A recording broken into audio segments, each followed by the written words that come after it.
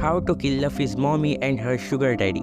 Title पढ़ के तुम लोग तो यहाँ पर आ गए, तो सवाल का जवाब भी मैं दे ही देता हूँ। मेरे पास दो इंटरेस्टिंग थियरीज है। तो सबसे पहले फर्स्ट थियरी की बात करते हैं। सैटर्न जब एगर पे आया था तब उसने एक मैजिक सर्कल बनाया था जिसमें से वो निकला, और हमने अब तक जितना देखा उसने बहुत ज्यादा डैमेज खाया है। पहले तो फ्रैंकी ने डोनट बना दिया, फिर कुमा ने पंच मार के उसका हाथ फोड़ दिया, और लफी ने इतनी गंदी कुटाई कर दी फिर भी उसको जरा सा भी डैमेज नहीं पड़ा। और उधर दूसरी तरफ की इज़ारू, जिसकी सही मात्रा में पिटाई हुई है सैटर्न की तरह ही, वो सीधे लेट गया। माना कि वो एडमायरर है, वो अभी भी लड़ सकता है, और उसने डैमेज तो बहुत ज्यादा खाया है। उसकी हड्डियां जरूर टूट गई होगी लफी की वजह से। वही सैटर्न रीजनरेट कर रहा है। तो मेरे ख्याल से हमें पहले उस मैजिक सर्कल को तोड़ना पड़ेगा, तब शायद सैटर्न को हम डैमेज दे पाए, या फिर वो तब शायद अपने ह्यूमन फॉर्म में आ जाए जब हम उसे किल कर सकते हैं। और अब बाकी ह्यूमन से भी आ गए एड पे, तब हमने देखा कि उन्होंने भी एक मैजिक सर्कल बनाया। पर पॉइंट करने वाली बात यह है कि मारी जॉयज में एक सेपरेट मैजिक सर्कल है बड़ा वाला, और एक पे इनके अपने अपने इंडिविजुअल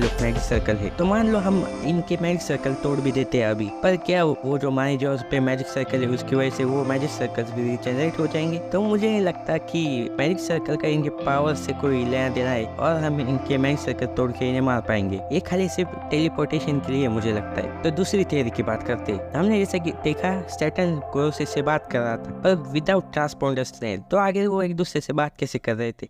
और ओडा ने भी हमें इनके डेविल फ्रूट के नाम नहीं बताए, हमें सिर्फ इनके डेविल नाम बताए, जो कि बोकोत्सु और एक्सेट्रा एक्सेट्रा। तो मुझे लगता है इन सब की जान एक दूसरे में कनेक्टेड है, और इमुसामा की जान इनसे कनेक्टेड है। जैसे हातिम टाइम में तोते को मारना पड़ता है, जादूगर को मारने के, वैसा ही मुझे लगता है। तो अगर हमें इन 5 क्रोसों को खत्म करना है तो हमें इन 5 पे एक साथ हमला करना पड़ेगा। हमें इन सब की एक साथ जान लेनी पड़ेगी, तब जाके शायद ये मरेंगे। क्योंकि अभी फिलहाल जैसा चल रहा है, सैटर्न ने इतना मार खाया फिर भी उसको डैमेज नहीं पड़ रहा। तो मुझे यही लग रहा है और सब पे इनके ऊपर एक साथ जानलेवा हमला करना पड़ेगा, तब इमुसामा की इमॉर्टलिटी भी टूट जाएगी। क्योंकि इमुसामा की जान अगर इन सब में कनेक्टेड है तो यही नहीं रहेंगे, तो इमुसामा वापस से मॉर्टल बन जाएगा इमॉर्टल से। शायद ये उस थियरी को भी प्रूव करता है कि इमुसामा 800 सालों से जिंदा है। डेविल का एक दूसरे के साथ कॉन्ट्रैक्ट बनाना बड़ी आम बात है। तो मैं भी शायद इन 5 बुड्ढों ने ओरिजिनल इमुसामा को समन किया हो, और इमुसामा ने इनको पावर ग्रांट की होगी। तो इन शॉर्ट, जब तक ये 5 बुड्ढे जिंदा है इमुसामा नहीं मरेगा, और इन 5 बुड्ढों को मारना है तो इन 5 की जान एक साथ लेनी पड़ेगी। तो वीडियो खत्म। वीडियो पसंद आई होगी तो लाइक करना, चैनल को सब्सक्राइब करना। मिलते हैं अगली वीडियो में।